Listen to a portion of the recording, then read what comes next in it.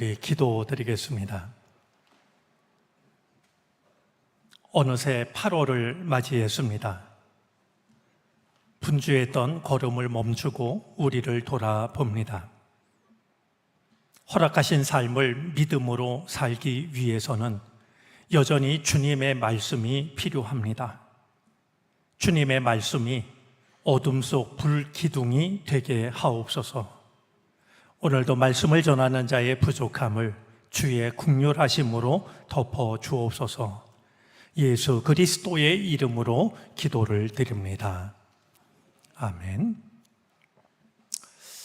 어제 저녁 저는 그야말로 초저녁부터 잠에 들었습니다.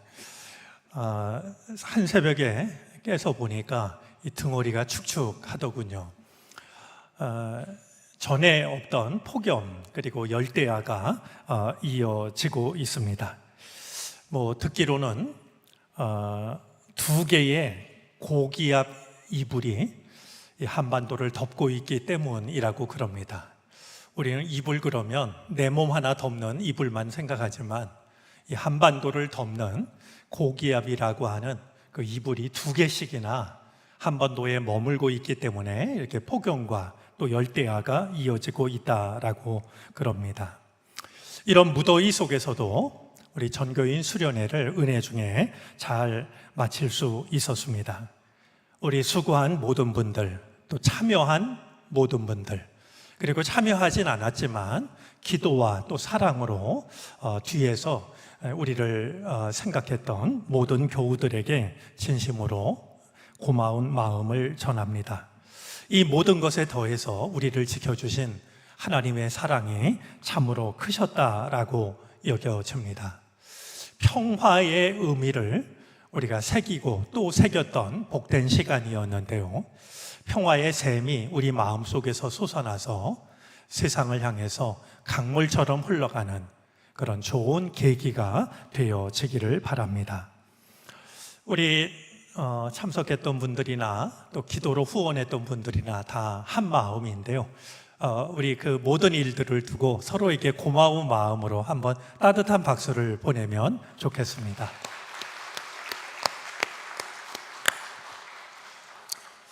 우리 정릉교회가 창립 70주년을 맞아서 12개의 도를 주님을 향해서, 세상을 향해서, 다음 세대를 향해서 하나씩 놓아가고 있습니다. 전교인 수련회도 그 중에 하나였는데 아직 남아있는 우리 몇 개의 사업들이 여전히 훌륭하게 마무리가 될 수 있기를 바랍니다. 여러분들은 큰 산 하면 어떤 산이 떠오르시는지요? 아마 여러분들이 알고 있는 큰 산이 있을 터인데 여러분들 마음속에 큰 산은 어떤 산일지 모르겠습니다. 어릴 적엔 고향의 뒷동산도 굉장히 크게 여겨졌겠지만 이제 살아가면서 이런저런 경험을 하다 보면 이런 큰 산이 있구나라고 하는 것을 경험하게 되죠. 우리 옛 글에 나오는 대로 하면 태산이 그중 큰 산으로 여겨지기도 하고요. 에베레스트에 다녀오신 분은 세상에 이런 산이 다 있구나, 아마 그 앞에서 경탄하지 않았을까 싶습니다. 우리나라의 한라산이나 백두산도 빠뜨릴 수 없겠죠. 때로는 어떤 사람이 큰 산처럼 여겨지기도 합니다. 과연 무엇이 똑같은 사람인데 그를 큰 산처럼 여겨지게 하는 걸까? 우리가 좀 깊이 생각해 볼 필요가 있다라고 여겨집니다. 그런데 가만히 생각을 해보면 큰 산이라고 하면 높이만 높은 산이 아닙니다. 큰 산에는요, 이제 다른 산이 갖지 못한 높이도 가지고 있지만 빠뜨릴 수 없는 것이요, 작은 산이 가지고 있지 못한 깊은 골짜기를 가지고 있습니다. 어둡고 그리고 막막하게 보이는 그런 깊은 골짜기를 자신의 품에 품고 있는 것을 확인할 수가 있습니다. 이것은 사람도 마찬가지여서 큰 사람이라고 여겨지는 경우에요, 어떤 위대한 업적이나 그가 가지고 있는 능력만 두드러진 것이 아니라 다른 사람이 잘 알지 못하는 어떤 아픔, 절망, 삶의 큰 문제를 그가 가지고 있었다라고 하는 것을 확인하게 됩니다. 때로는 그가 가지고 있는 그 절망과 어둠이 너무나 깊어서 어둠처럼 여겨지기도 합니다. 그 모든 것을 이기고 견뎌낸 결과가 다른 사람 앞에서 큰 사람으로 보이게 할 것입니다. 오늘 위기의 시대를 산 믿음의 사람들 세 번째 사람인데요, 엘리야가 그러합니다. 지금 엘리야는 동굴 속에 있습니다. 동굴 속에 있는 엘리야의 모습은 굉장히 낯설게 여겨집니다. 우리가 잘 알고 있는 것처럼 이 엘리사는 갈멜산에서 영적 전쟁을 벌였고 위대한 승리를 거두었습니다. 당시 이스라엘 백성들은 하나님과 바알신 사이에서 양다리를 걸치고 있었습니다.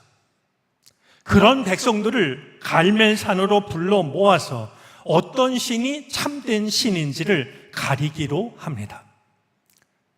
나무단을 쌓아놓고 그 위에 각을 뜬 소 한 마리를 올려놓고서 기도를 드린 뒤에 불을 내려서 그것을 불사르는 신을 참된 신으로 인정하기로 했던 겁니다.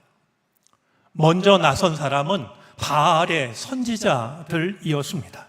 그들의 수는 무려 450명이나 되었습니다. 그들의 기도는 너무나 열정적이어서 그 기도의 열정만으로도 불이 피어날 것처럼 보였습니다. 450명이 큰 소리로 부르짖었고, 그래도 응답하지 않자 그들은 칼과 창으로 자신들의 몸을 찔러서 온몸이 피투성이가 됩니다. 우리 18장 28절 말씀인데요, 그들은 더 큰 소리로 부르짖으면서 그들의 예배 관습에 따라 칼과 창으로 피가 흐르도록 자기 몸을 찔렀다. 450명이 저러했으니 얼마나 광적인 분위기였겠습니까? 분위기가 능력을 나타낸다라고 하면 뜨거운 불이 내렸을 겁니다. 그러나 한낮이 지나서 저녁이 될 때까지 그들이 미친 듯이 날뛰었지만 아무 일도 일어나지 않습니다. 29절은 이렇게 기록하고 있습니다. 그러나 아무런 소리도 없고 아무런 대답도 없고 아무런 기척도 없었다. 이제 엘리야가 나섭니다. 엘리야는 백성들을 가까이 오라고 부릅니다. 그런 뒤에 돌로 제단을 다시 쌓은 뒤에 제단 둘레로 도랑을 파괴합니다. 나무단을 쌓고 각을 뜬 소를 올려놓은 뒤에 뜻밖의 선택을 합니다. 물통 4개에다가 물을 가득 채워다가 재물과 각을 떠서 올려놓은 소 그 위에, 그리고 나무단 위에 그 물을 붓게 합니다. 지금 하늘에서 불이 내려서 나무에 불을 붙이고 그 위에 올려놓은 소를 태우는 신이 참된 신이라고 하는 것을 가리는 건데요, 물을 가져다가 나무단과 소 위에 부으라는 것입니다. 한 번뿐만이 아니었습니다. 한 번 더 3번을 그렇게 합니다. 3번을 물을 갖다 붓자 마침내 이 물이 제단 주위로 흘러넘쳐서 조금 전에 봤던 도랑에 가득 차게 됩니다. 세상에 이런 미련한 선택이 어디 있겠습니까? 휘발유를 갖다 부으라고 하면 몰라도 불을 붙이는 신이 참된 신인지를 가리는 것인데, 물을 갖다 부으라고 해서 나무단, 소, 그걸 넘어서서 도랑에 물이 가득 차게 했으니 이런 위험한 선택이 어디 있을까 생각이 되는 것이죠. 자, 이렇게 한 뒤에 엘리야가 나와서 기도를 합니다. 저는 엘리야의 기도는 분명 바알 선지자들의 기도와 달랐을 거라고 여겨집니다. 그들이 미쳐 날뛰면서 기도했던 것에 비해서 엘리야의 기도는 차분하고 고요했을 거라고 저는 생각합니다. 엘리야의 기도 속에는 이런 기도가 있습니다. 37절입니다. 주님, 응답하여 주십시오. 응답하여 주십시오. 이 백성으로 하여금 주님이 주 하나님이시며 그들의 마음을 돌이키게 하시는 주님이심을 알게 하여 주십시오. 450명이 만들어냈던 열광적인 분위기는 없었지만 엘리야의 기도는 고요함 속에 백성들의 귀에 닿았고 하늘에 사무쳤을 것입니다. 그러자 주님의 불이 떨어졌고 제단과 나무단과 돌들과 흙을 태웠고 도랑 안에 고여있던 물을 모두 말려버렸습니다. 마지막 부분을 개역 개정 성경은 이렇게 표현했습니다.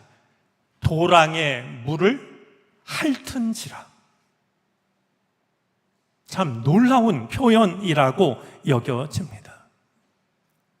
이 모습을 본 백성들이 땅에 엎드러져서 말합니다. 그가 주 하나님이시다. 그가 주 하나님이시다. 의심할 여지가 없었던 것입니다. 백성들은 엘리야의 말을 따라서 도망을 치는 바알 선지자들, 그 모습을 보고 바알 선지자들은 혼비백산 도망을 치기 시작했는데요. 엘리야의 말을 따라서 바알의 선지자들을 붙잡았고 기손강으로 내려가서 450명을 모두 죽여버립니다.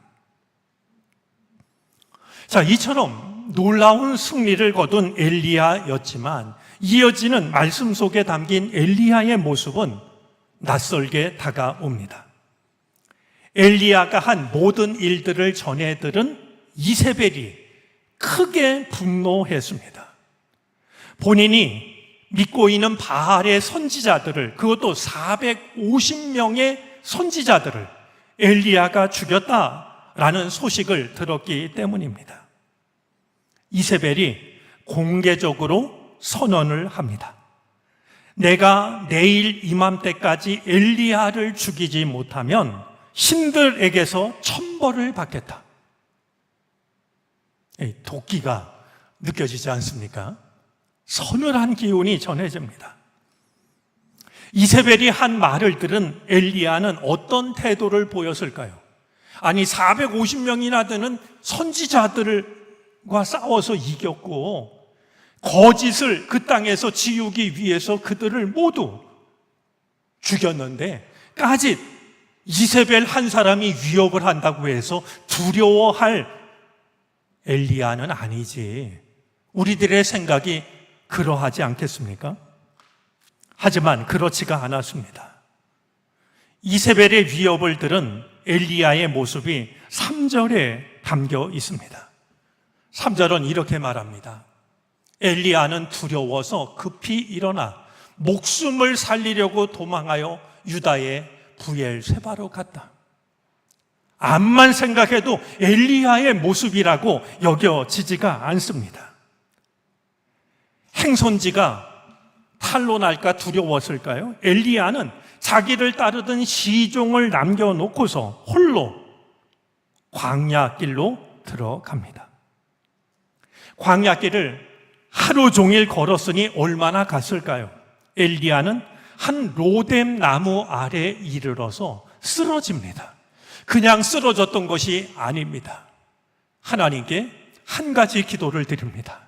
하나님, 족하니까 나 이제 그만 내 목숨을 거둬가 달라라고.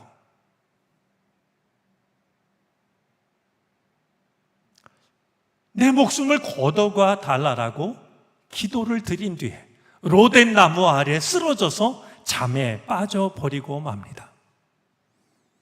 다행스럽게도 2번이나 천사가 나타나서 엘리야에게 먹을 것과 마실 것을 주었고, 그것을 먹고 힘을 얻은 엘리야는 밤낮 40일을 걸어서 호렙산에 도착을 하게 됩니다.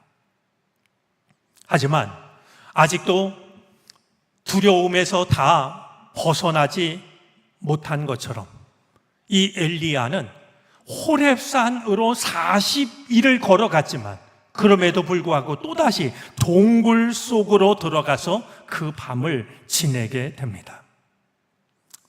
18장, 그러니까 갈멜산에서 바알 신들과 바알 선지자들과 영적 전쟁을 벌일 때의 엘리야와 19장, 그러니까 이세벨로부터 도망을 치고 있는 엘리야의 모습은 너무나도 다릅니다. 이게 한 사람의 두 모습일까? 믿어지지가 않을 정도입니다. 두 사람의 서로 다른 모습이라고 여겨집니다. 믿음의 거장이라고 여겨지는 엘리야가 왜 이렇게 약해진 것일까요? 엘리야의 모습 속에서 짐작이 되는 것이 있습니다. 지금 엘리야는 탈진에 빠져 있습니다. 저는 엘리야의 모습 속에서 탈진해 버린 한 사람의 모습을 보게 됩니다. 영적 거장에게도 탈진의 순간이 찾아왔다라고 하는, 큰 산처럼 보이지만 다른 사람이 헤아리지 못하는 깊은 골짜기가 그에게 주어졌다라고 하는 것을 보게 됩니다. 탈진이라는 말을 영어로는 번아웃이라고 부릅니다. 번아웃이라는 말은 등잔에서 이 심지가 기름을 빨아 올려서 불을 밝히는데요, 기름이 다 떨어지고 나면 맨 마지막에는 심지 자기가 탑니다. 기름이 다 떨어져서 심지가 타는 것을 가리켜서 번아웃, 탈진이라고 부르는데요, 엘리야야말로 지금 탈진에 빠져 있다라고 하는 것을 생각하게 됩니다. 그렇다면 무엇이 엘리야를 탈진하게 만든 것일까요? 몇 가지 떠오르는 것이 있습니다. 첫 번째로는 최선을 다한 결과에 대한 실망입니다. 엘리야는 하나님의 살아계심을 백성들에게 보이기 위해서 최선을 다했습니다. 그리고 영적 승리를 거둬냈습니다. 그런데 승리를 거둔 엘리야에게 돌아온 것은 원하지 않았던 일입니다. 이세벨의 위협이었기 때문입니다. 나는 내가 할 수 있는 최선을 다했지만 그 결과가 내가 원하지 않았던 결과였을 때 우리도 탈진을 경험하게 됩니다. 두 번째 이유가 있습니다. 믿음을 지키는 자가 아무도 없다라는 실망이었습니다. 여러분, 우리가 이 열왕기서의 말씀을 읽어보면은요, 엘리야가 언젠가부터 혼잣말처럼 되뇌이고 있는 말이 눈에 띕니다. 그것은 다름 아니라 이제 나만 홀로 남았다라는 말입니다. 아무도 없다라고 하는, 나밖에 없다라고 하는, 이제 저만 홀로 남았습니다 라는 말을 반복하고 있는 것을 확인할 수가 있습니다. 나만 혼자 믿음을 지키면 뭐래? 나만 혼자 바로 살면 뭐해? 그 마음이 엘리야를 무너뜨리고 있었던 것이죠. 엘리야를 탈진에 빠뜨리게 한 또 하나의 이유가 있는데요, 사실은 이것이 제일 컸을지도 모르겠습니다. 그것은 하나님에 대한 실망이었습니다. 나는 나의 생명을 걸고 하나님의 뜻을 이루려고 했지만 정작 하나님은 나를 지켜주지 못하고 있다라고 하는 이 마음이 쉽지 않았을 것으로 여겨집니다. 10절 말씀이 엘리야의 심정을 잘 나타내주고 있다라고 여겨집니다. 엘리야가 하나님께 말합니다. 나는 이제까지 주 만군의 하나님만 열정적으로 섬겼습니다. 그러나 이스라엘 자손은 주님과 맺은 언약을 버리고 주님의 제단을 헐었으며 주님의 예언자들을 칼로 쳐서 죽였습니다. 이제 나만 홀로 남아 있는데 그들은 내 목숨마저도 없애려고 찾고 있습니다. 주변의 일을 말하고 있지만, 일어난 일을 말하고 있지만, 이 모든 일들이 일어나도록 가만히 계시는 하나님에 대한 실망이 가장 크지 않았을까 생각이 됩니다. 신앙생활을 잘 하다가 탈진에 빠지는 사람들을 보면 그의 믿음 밑바닥에 하나님에 대한 실망이 고여 있는 것을 보게 됩니다. 자, 하나님은 과연 이런 엘리야를 어떻게 대하셨을까요? 오늘의 엘리야를 보면서 갖게 되는 관심입니다. 왜냐하면 우리도 엘리야와 같을 때가 많기 때문입니다. 하나님은 탈진에 빠진 엘리야를 어떻게 하셨을까? 먼저 하나님은 엘리야를 동굴에서 나와서 하나님 앞에 서게 합니다. 동굴에서 나와가지고 하나님 앞에 서게 하셨습니다. 탈진의 상태에서 벗어나서, 그를 가두고 있는 어둠에서 벗어나서 빛 대신 주님 앞에 서게 하였습니다. 주님은 지금도 우리를 동굴 밖으로 부르십니다.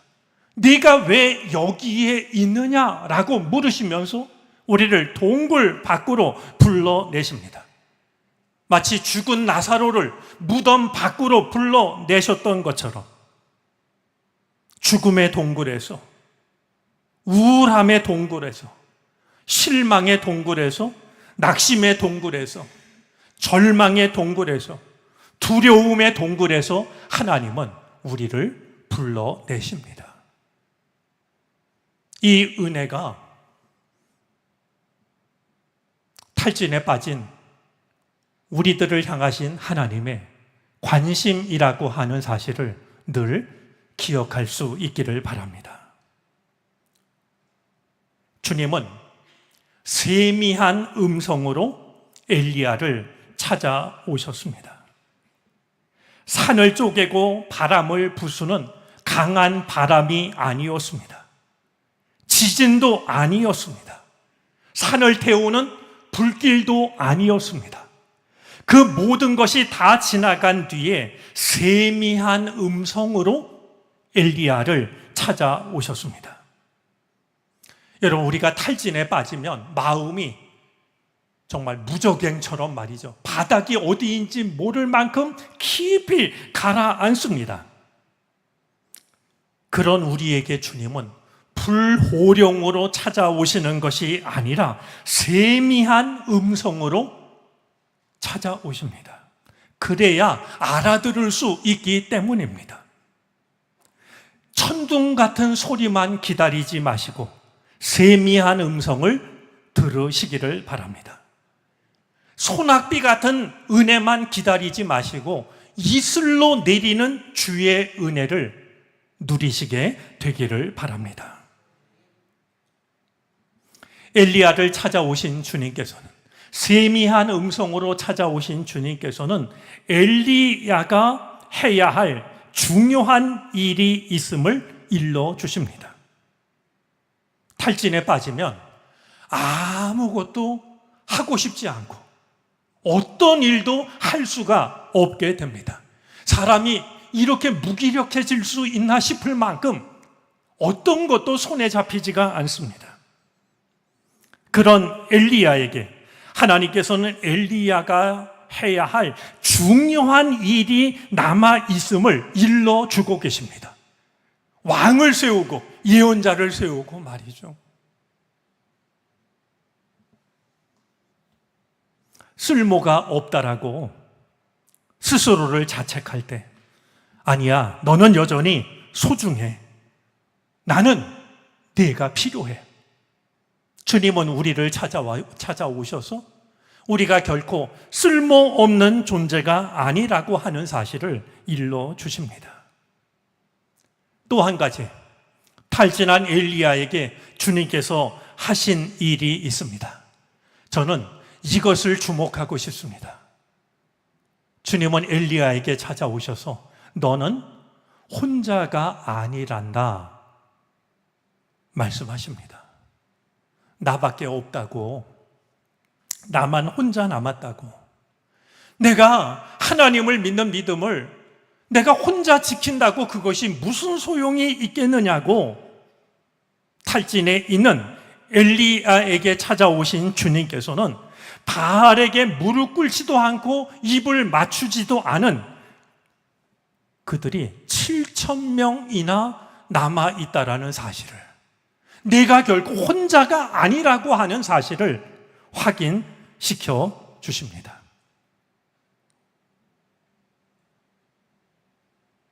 말씀을 들었을 때 엘리야가 얼마나 놀랐을까? 얼마나 기뻤을까? 엘리야의 마음을 헤아려 보게 됩니다. 이번 주 전교인 수련회가 있어서 제가 주보 원고를 일찍 넘겼습니다. 주보를 편집하던 전도사님이 제가 보낸 원고를 받고는 질문을 했습니다. 여기엔 아무도 없습니다 그랬는데, 이 없습니다가 이게 뭔가 잘못된 거 아닌가, 없습니다를 잘못 쓴 거 아닌가 하는 질문이었습니다. 제가 오래전에 첫 목회지였던 단강에서 목회를 할 때 여기엔 아무도 없습니다라는 늙은 농부의 기도를 쓴 적이 있습니다. 한번 제가 읽어 드리겠습니다. 여기엔 아무도 없습니다. 늙은 농부의 기도. 나의 몸은 늙고 지쳤습니다. 텅 빈 나뭇가지 위에 매달려 서너 번 서리 맞은 호박덩이 마냥 어디 하나 쓰일 데 없는 천덕꾸러기입니다. 무릎구뱅이론 찬바람 빠져나가고 마음도 몸 따라 껍질만 남았습니다. 후두구둑 벗겨내는 산따랭이 폐 비닐처럼 툭툭 생각은 끊기고 인연이 마른 먼지뿐입니다. 이젠 겨울입니다. 바람은 차고 몸은 무겁습니다. 오늘도 늙고 지친 몸으로 예배당을 찾는 것, 까막눈 상관없는 성경책 옆구리에 끼고 예배당 찾는 것, 그나마 빈자리 하나라도 채워 젊은 목사 양반 허전함 덜려는 마음 궁리도 있거니와 볼품없는 몸으로 예배당을 찾아 머리를 숙이는 건, 거친 손 모아 남은 눈물 들이는 건 아무도 없기 때문입니다. 이 맘 아느니 이 맘 아뢰리 아무도 없습니다. 하느님 아버지, 여기엔 아무도 없습니다. 뭔가 마음이 탈진하고 나면 아무도 없구나. 내 맘 아는 사람, 내 맘 털어놓을 사람 아무도 없구나. 그 생각 하나가 찾아듭니다. 그때에도 나의 동굴을 찾아오시는 주님을 만날 수 있기를 바랍니다. 동굴에서 나와 내 앞에 서라고, 내가 아직도 해야 될 소중한 일이 남아있다라고, 우리를 동굴 밖으로 부르시는 이 하나님의 은총으로 인하여서 내가 갇혀있던 동굴에서 벗어나서, 어둠과 좌절에서 벗어나서 새로운 시간을 은혜로 맞이할 수 있는 우리 모두가 되어질 수 있기를 바랍니다. 기도하겠습니다. 주님, 원하지 않는 일이지만 동굴에 어둠 속에 갇힐 때가 있습니다. 그 이유를 주님께 설명하고 싶지 않습니다. 주님이 아시기 때문입니다. 다만 은총을 구합니다. 우리를 어둠의 동굴에서 꺼내 주옵소서. 예수 그리스도의 이름으로 기도드립니다. 아멘.